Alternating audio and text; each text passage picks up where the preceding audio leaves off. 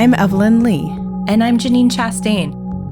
We're collaborating on curated conversations to explore how the industry of architecture is changing. Together, we'll find ways to create new solutions to current challenges while elevating the value of architects. Welcome to Practice Disrupted.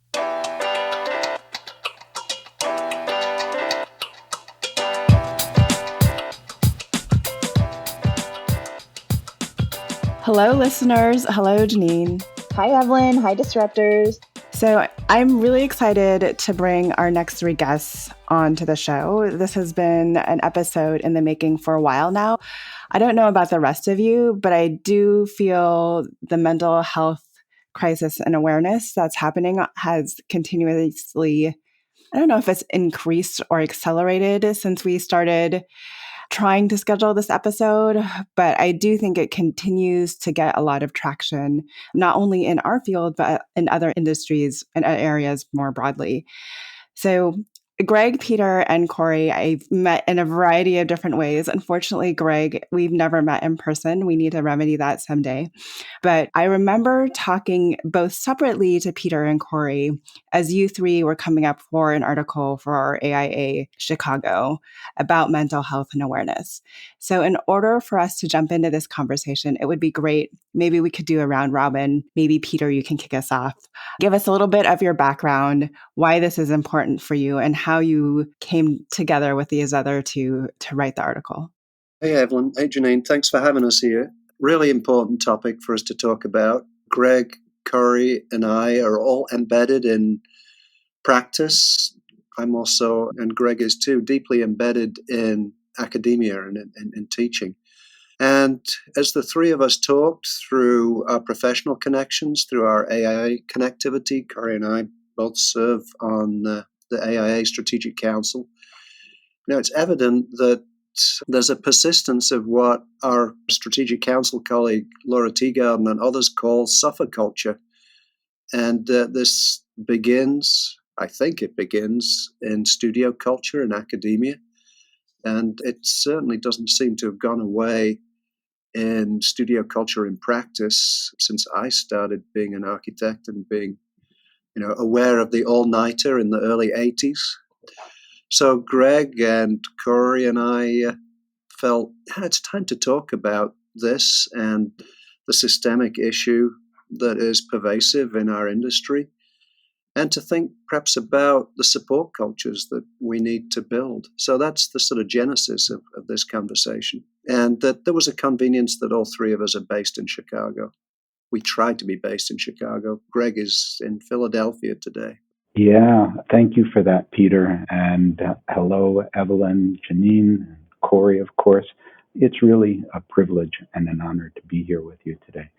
So just by way of background, what brings me here is kind of a collection of different factors that all come into play.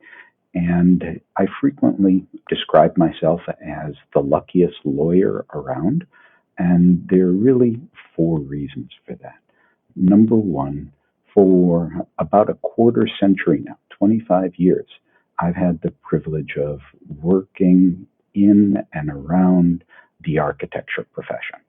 First as a general counsel and a vice president at an engineering firm where my clients were architects.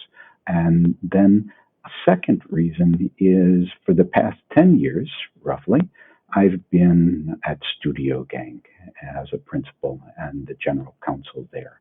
And working with Jeannie and our collective of extraordinarily creative and talented folks has been the privilege of a lifetime professionally. The third thing is that, as Peter mentioned, I've had the privilege of teaching. I'm a lecturer at Harvard's Graduate School of Design, where I co-teach each fall semester the Foundations of Practice course, which is required for all MArch 1 students. And being able to interact with that next generation of leaders of the profession is something that is really extraordinary for me. And then finally, and really this is the most important factor for today's discussion, I'm a recovering alcoholic. It was about 21 years and a few days, but who's counting? Well, I am. But 21 years ago, I had my last drink and have been fortunate to be in recovery since. And that is something that was known within Studio Gang. But when Peter originally approached me with the idea of co-authoring this article with Corey and him on mental health and addiction, I faced a question, which was, is this something that I want to or should be talking about more broadly than my little confined world? And ultimately, to me, it turned into a no-brainer. And that's for a very simple reason. We need to have these conversations about mental health and addiction and recovery in a forthright and open manner. We're past the point, at least we should be past the point, where these are issues that are discussed in quiet corners and whispered about. These need to be discussions for the health of the profession, for the health of society, for ourselves individually. And so it really became a matter of, I'm going to discuss this and my recovery openly. And if it helps any one individual out there who's listening to this podcast or helps anyone in any way, shape, or form, well, that's all to the good. And there's no downside to me whatsoever. Thank you. And last but certainly not least, Corey. Hi, Evelyn. Hi, Janine. Peter, Greg, good to be here with you today. I am coming to this conversation, I think, from a bit of a different perspective, one in which I am only just under 10 years into my career, and the suffer culture that Peter mentioned is very fresh on my mind, personally, because of I am in the early stages of sort of getting out of that first chapter of my career where I was trying to learn and trying to pick up everything about our industry through others and firms and practice. So I am currently at DLR Group in the Chicago office location, working as a planner and architect within our K-12 sector. And I found myself in this conversation by way of personal experience, different from Greg's, but a mental health issue nonetheless. A few years ago, before the pandemic, reached a critical point where I realized that the career path I was on was misaligned with what I had hoped it would be. And that wasn't the only problem. There was some undiagnosed general anxiety that was accompanying that, but it all ended in a bit of a difficult period for me where I actually took a leave of absence to work through it, to get the help and the treatments that I needed so that I could live my life in a better way. And through that personal experience, which coincidentally was pre-pandemic, I was really well equipped with the right tools to help myself and help others through the pandemic times where we saw mental health issues rise substantially because of isolation, because of being stuck at homes, because of the worry that any person we would see we might infect. Could go on and on about that. But what it also did was made me aware that up until that point, this was a very undiscussed issue. There's been a lot of talk of stigmatization around mental health issues, whatever they may be. And I very much felt that. I felt very ashamed that I was having to take time away, that I was not able to control my own anxieties and stresses as it related to the workplace. And what I learned was that there was so much strength and empowerment in doing that for myself. So it was a great lesson for me to learn and also take forward into more broad work at the industry and professional level. And so since then, I have been participating and leading the Strategic Council through the AIA at a national level and helped co-lead a working group looking at the impacts of mental health on architecture in the built environment in our profession. And so that's where Peter and I connected on this topic. And he so graciously brought the three of us together to discuss what some next steps might be, because we were recognizing just how little discussion there was about mental health in the everyday. And it's something that we really should be talking about, promoting, centering in everything that we do, in the same way that we do it for our physical health, that we do it for our own professional learning development. Mental health is just so critical to each of us being successful and leading really healthy, fulfilling lives. And so happy to chat more about those specific happenings within the AIA as it relates to mental health. I was just going to jump on top of something Corey said because I consider it so important and so foundational. She talked about the stigma attached with these sorts of things. And as she said that, I viscerally went back to my own experiences and the shame that I felt when I was pre-recovery. Right? The sense of deep and abiding shame that I can still call up in a moment's notice. So when I just hear someone describing their journey and the problems that they felt. And again, it's so important that we talk about these topics because people need that sense of connection. People need to understand that there are paths forward and ways out, and that they don't need to feel that shame as part of trying to find a positive, constructive path forward. So, Corey, thank you for saying that. And the second thing I wanted to observe, and we could probably have a separate discussion about this topic, but what we're talking about here today is not just related to the architecture profession.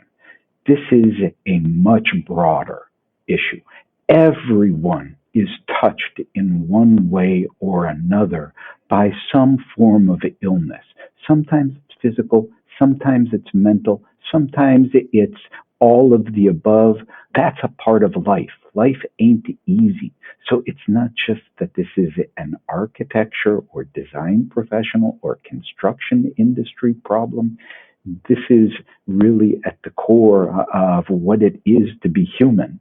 And we can have serious discussions about whether it's worse in the United States than it is in some other advanced countries, right? I think that's an interesting question. But this is a broad societal issue that we're discussing here.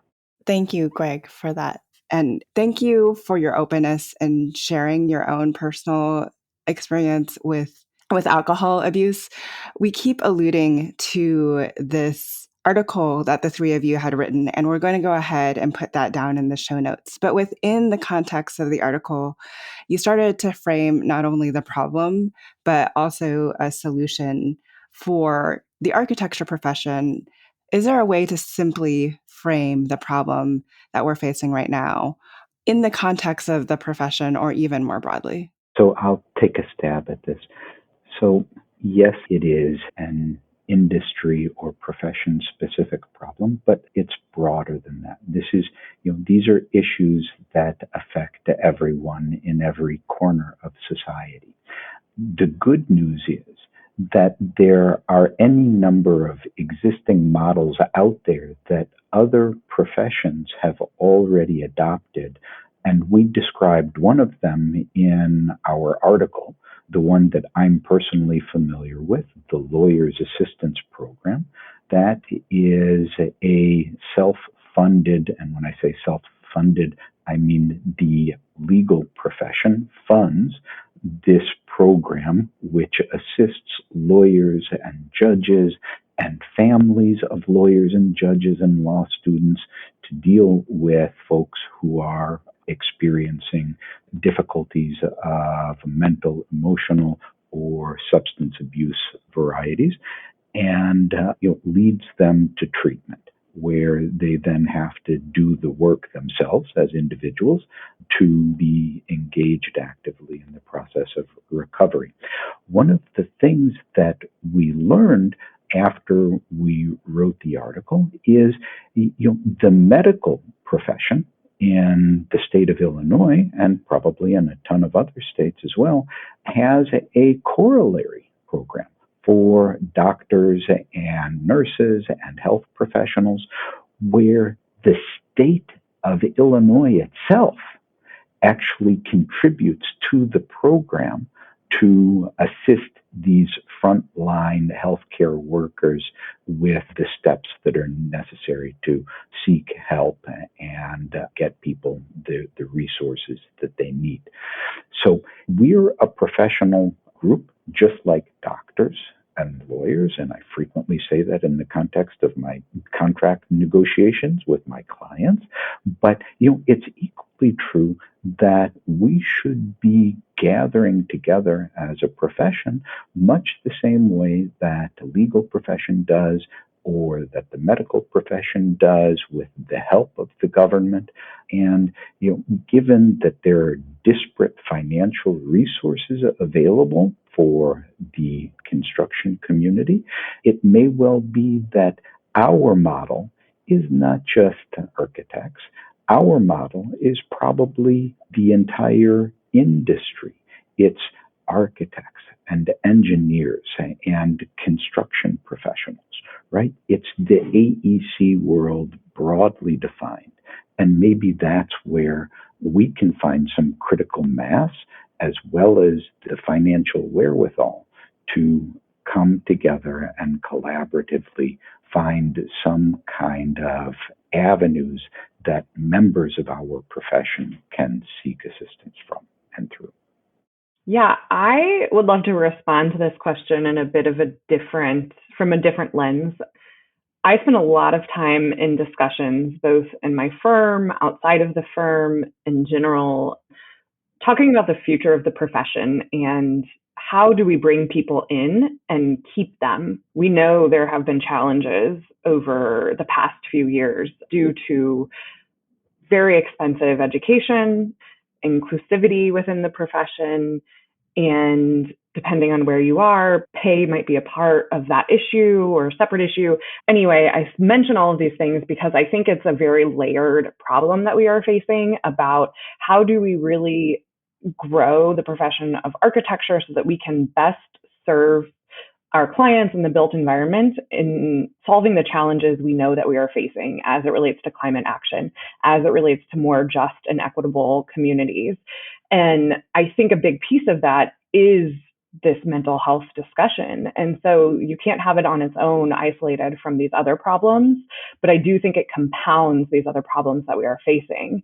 If you are a high school student trying to choose which path you are going down for the future of your career, and you see that you're so interested in the practice or profession of architecture and improving your community, yet there's no support there in that industry to get you through, to make you have the life that you need to live. Our cities are very, very expensive these days. I mean, we've seen inflation rise, healthcare, there is no shortage of challenges that we are facing. And so I think that is really the problem that architecture specifically is facing a bit differently than other industries.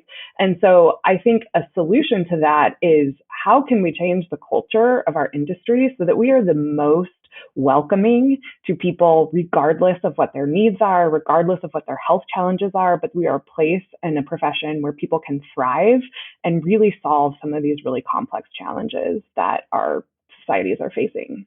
Yeah, these are great observations, Corey. And if I could just add another one. Currently, I'm teaching a graduate studio with 6 of the finest future architects I've ever met. Greg has actually met them and entertained them and showed them around Studio Gang with a colleague the other week. They've already learned about the negativity that is embedded in our culture. The thing that I've been trying to do for the last decade as I teach this graduate comprehensive studio is to develop a syllabus that emphasizes time management, that emphasizes this is about showing evidence of your skill, not becoming the greatest architect of all time and staying up all night to get the return on that extraordinary investment that you've made, not only in time, but in resources, in your family's finances. And it's a difficult ship to turn. It is so embedded. I am guilty of doing those same all-nighters. we're still so committed to the culture that surrounds the deadlines, the extraordinary investments that our clients demand of us and expect of us. I'm really sensitive to Greg's suggestion that and recommendation that this is an industry-wide challenge that we all have to face. We brag freely that we're part of a trillion-dollar industry. There are lots of trillion-dollar industries out there, but you look at the cities that we live in, they're construction sites right now. There is extraordinary investment in what is happening in our infrastructure. The resources exist for us to address this. At least economically, they do. It's the will that we have to take as architects, as engineers, as those that work in our offices, as contractors, and we need to do this together. So I think there's the genesis, a rather obvious genesis of an idea here that hopefully will gain traction and become adopted. I'm very optimistic for those 6 students in my class. Greg's colleague talked at length about gender issues and standing up for the value of what these young people are going to bring to the table immediately. They are the smartest, most capable. They have technical and digital skills. They have emotional and personal skills that are like no other. They're going to be leading our industry, hopefully sooner than ordinarily we expect. They bring great skills, and they're essential in bringing equity to our profession because they're living those challenges and rising to those challenges and have an awareness of those challenges like none before. And this is why articles like we wrote, I think, are really important. And this podcast, I really hope has the potential to make a difference here. Yeah, very well said, Peter. Just to layer on top of that, and going back to Corey's point about how there's so many issues, right, that kind of come together in the present moment. Some of them relate to the extraordinary world conditions we've all lived through.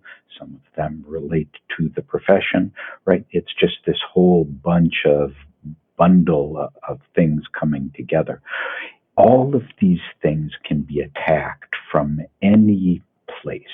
Like, for instance, Studio Gang is an extraordinary community in terms of our willingness to engage in some serious discussions around pay equity and things like that, and try and make sure we're doing right by our community.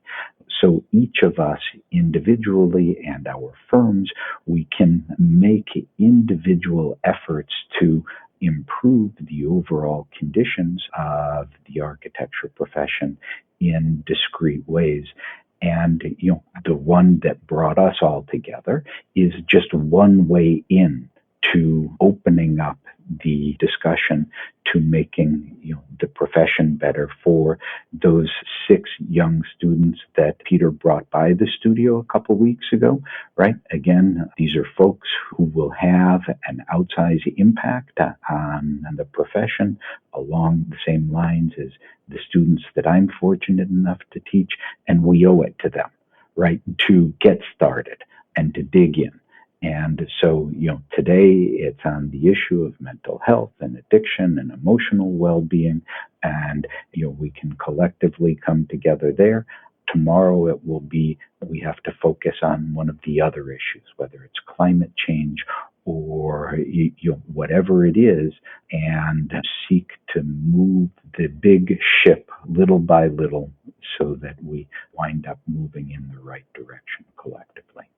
What I have been hearing through the dialogue of this conversation, and what I realize I've absently been discluding the dialogue from my own conversations, but Janine and I talk so much about the need to evolve the culture of studio, the need to evolve the culture of practice.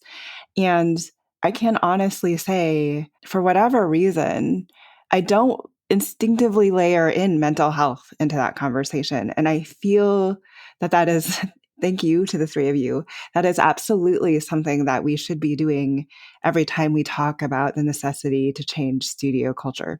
Janine says she does. And I talk about emotional safety all the time, but not from a broader mental health issue. So it's been an educational conversation as a listener on my end. The early work around studio culture started because of students who died in car accidents, basically. That was the issue at hand. And it raised the question around studio culture in the context of an academic setting and mental health. But for me, as I've been in my professional career, the cultures at hand sometimes have really damaged my own mental health. And so I guess I've always felt that in my work to try to advocate for change in the way we practice, it's always been in relationship to supporting people and supporting people's mental health and supporting people to succeed. I always see the lack of support around anxiety and stress and some of the things that have been alluded in this conversation. It feels like a huge opportunity for us to support. Even if people aren't talking about it, underneath the surface, I think everybody is struggling in some way. So well said, both of you. And this really illustrates the problem writ large, right? Why do we talk around these issues? Because they're uncomfortable, because people are afraid, because people are ashamed. It goes right back to what we started talking at the front end, Corey and I, right? There's that sense of deep shame around these issues. So we dance around them and we talk about other issues that kind of go near the subjects, but don't dive deep and don't call it what it is. These are serious health issues. If someone's an addict, they've got a serious problem and they need help. And we as a community have an obligation to do what we can to provide avenues so that they can find ways out. Same for depression or any other form of mental health issues, right? These are things that people still feel deep shame regarding. And so we need to keep having these discussions. We need to talk about them in forthright manners. And even that, if nothing else is done, that in and of itself is a community service that we're collectively performing and providing to our friends and our family members and people that we may not even call friends, but just interact with professionally, right? Everybody's human. Everybody needs a hand from time to time. We need to reach out and help people. It sounds like health, safety, and welfare and equity and resilience and community, doesn't it? Yeah. Things that we're really, really comfortable talking outwardly about and using to promote what we do as professionals. Seems like we have a bit of an inward problem there. Yes. And Evelyn, your realization in this conversation hit something for me. I was at a place once where the connotation of talking about mental health was negative. And I still feel that when I'm having conversations with people. But for some reason, we're really comfortable talking about our physical health, right? You can walk into any work environment and someone's talking about going to the gym or strengthening some muscle or just getting over a cold. And my big question has been, why are we so comfortable talking about one half of this, but not the other half? And so I think when we talk about solutions, a place where we can start is in academia, in schools, equipping people with the tools to be proactive instead of reactive. And so I think a lot of times we enter this conversation because we're talking about a struggle or a deep problem that we have gone through. And so the lens by which we approach mental health is sort of trying to recover from something, whereas really it should be something we're proactive about. We're setting boundaries in our workplaces. We are talking with our friends about going to therapy or doing a meditation or doing yoga because it helps us feel better and less stressed. And so I think that's my big hope, is that we can really shift this conversation from being reactive and feeling that visceral pain when we talk about mental health to a place where it's comparable to talking about your exercise routine in the workplace.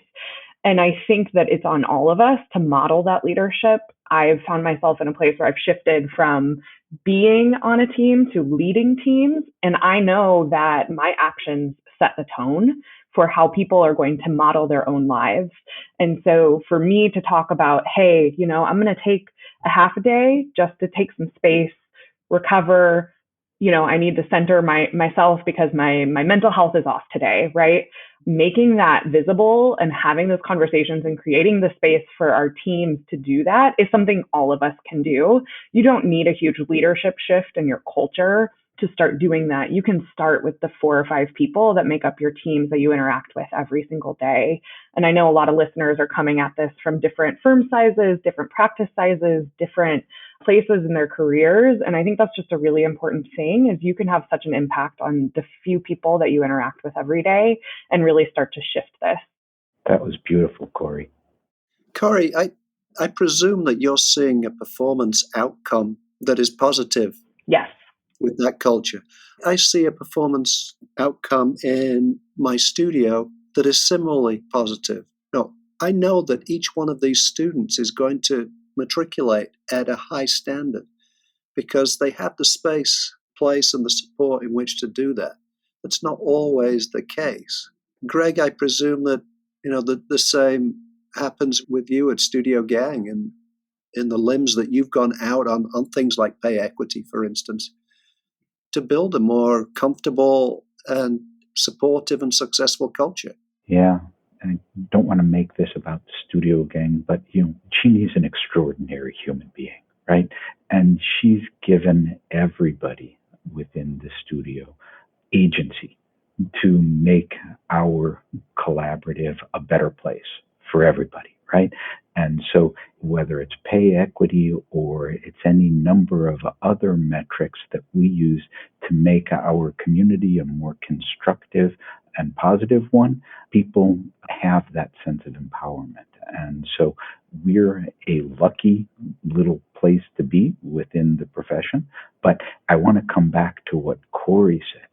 It's every grouping of us within our firm or within our connections have the ability to move the conversation forward within our small circles, right? It can be 4 or 5 people. It can be people working on your same team, Corey, or it can be collaborators, folks that you just work with outside of your office, where you're sharing the same places along the journey of life, right? Where you find ways of connecting and sharing and being honest and helping folks develop the toolkit to figure out how they can try and lead healthier lives.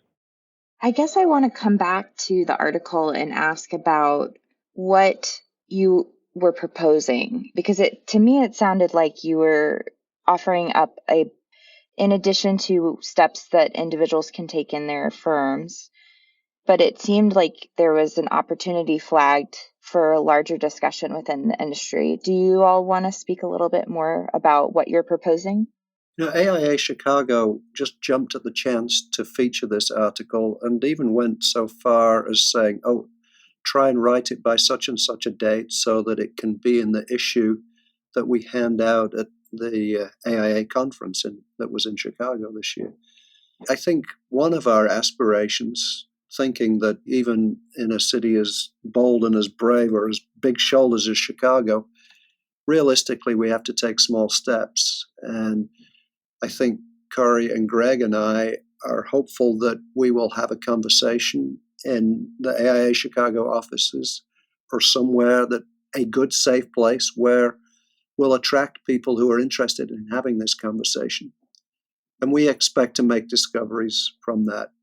Perhaps it will be the leader of a large firm that might want to invest in prototyping this. It could be that it will be an architect like ourselves or a colleague like ourselves who just wants to be there and share or listen.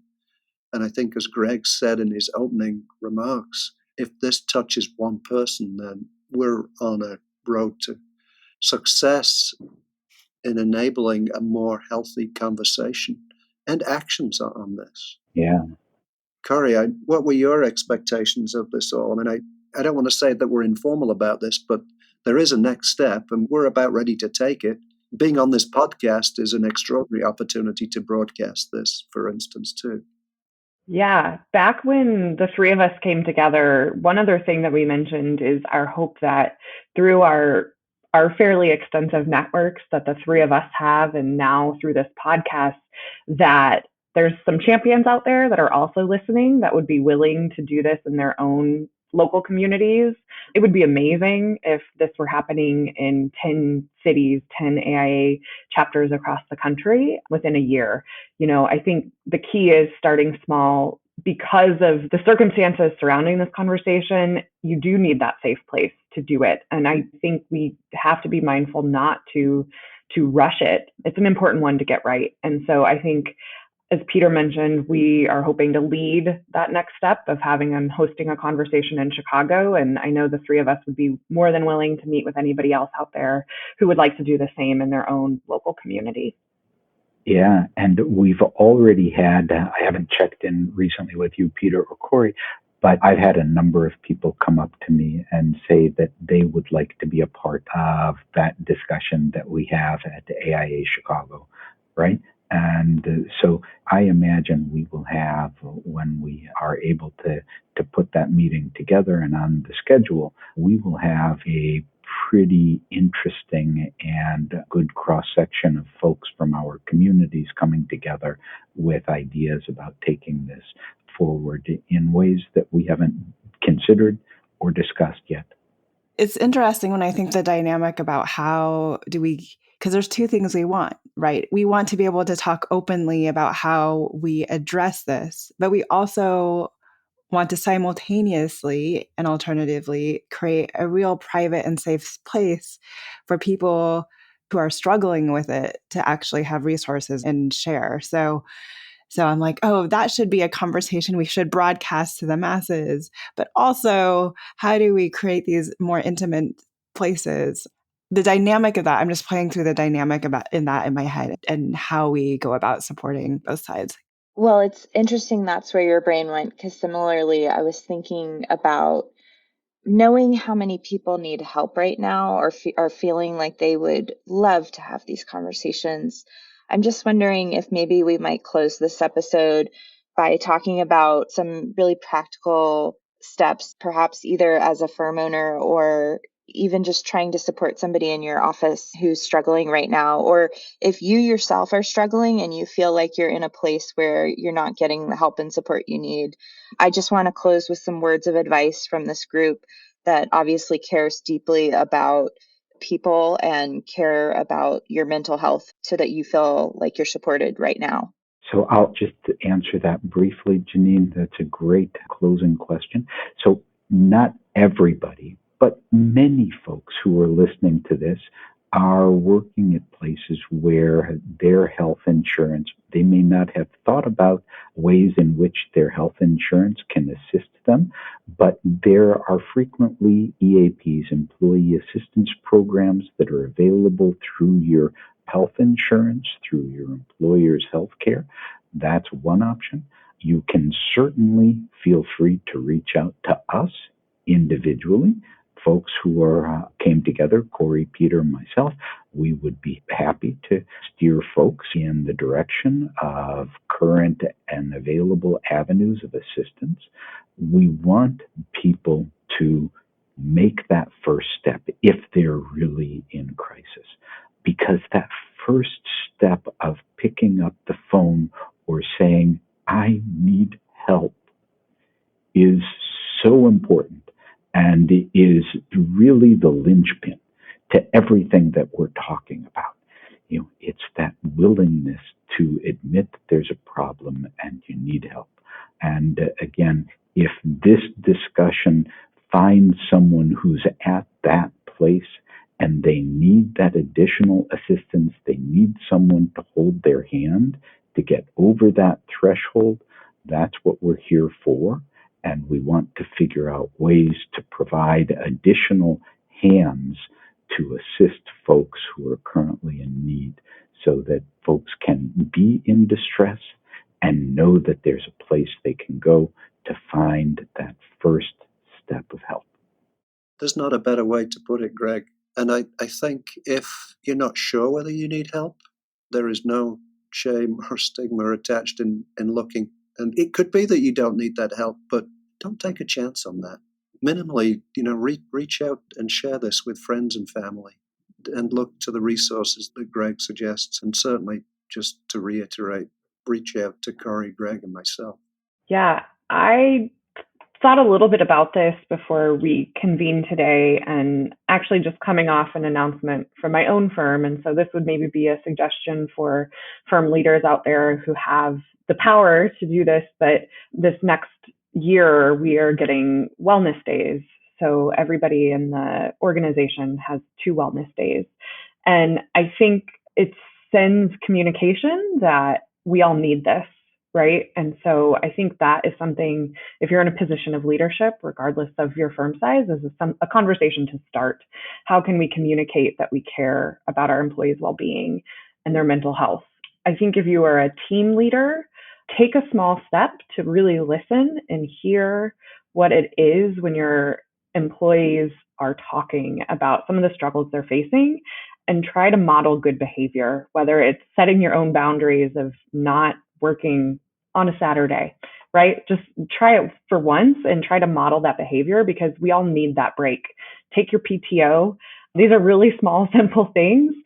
Even if you're not going anywhere, take a day and take that day to yourself and disconnect, because it really is important for our own health and wellness and ability to be the best human that we can be, to take some time away from the things that we deal with every day. And I think for someone who's not in a position of leadership, maybe is just starting their career or is in school, start practices every day that really help you feel better. And I think it can be as small as going for a walk or starting a meditation or putting your phone down when you're eating. These are all little small things that can really make a big difference once you make them a part of your life. And again, probably err more on the preventative side, but wouldn't it be amazing if we never had to reach the point where we were in crisis mode? That would absolutely be amazing. But also, I think, and it's something that you said, Corey, at the top of the conversation, wouldn't it also be amazing if the architecture profession was seen as like a profession of helping hands, where we help one another move forward, which is so counterintuitive to the competitive nature I feel that we even had when I was in studio culture, and then our inability on the firm side to even talk to one another about certain things. That's a really wonderful thought there. And it's something that we are so comfortable in talking about through our services. But that's really wonderful. If we were the model ourselves for that wellness, that safe place, that's what we create for our clients. That's what we nurture in leadership programs. And we should be putting equal stock in wellness. Corey, that's what you're going to do on the board in the next 3 years, right? You got it. Well, thank you so much. We've been eager to schedule this call. So to finally get all of us together, thank you so much for finding the time today. Thank you, Greg, for calling in from a consultant's office while you're on the road. Thank you, Janine, from taking this in your car. So I think it was a really timely conversation. And thank you all so much for your time and energy around this important topic. It's our pleasure. Yes. Yeah, thank you. Hi, Disruptors. If you like the content from today's show, you can find all of our past episodes over on practiceofarchitecture.com/podcast. Be a part of the conversation by joining us, our speakers, and others in our community at practiceofarchitecture.com/community. Our social media handle is @practiceofarch. That's @practiceofarch. We love to hear from you. Drop us a note to say hello. This show is part of Gable Media. You can learn more about other podcasts and video channels in our community by visiting gablmedia.com. Thank you for joining us on Practice Disrupted, a podcast by Practice of Architecture. Tune in next week for a new conversation on change in the profession.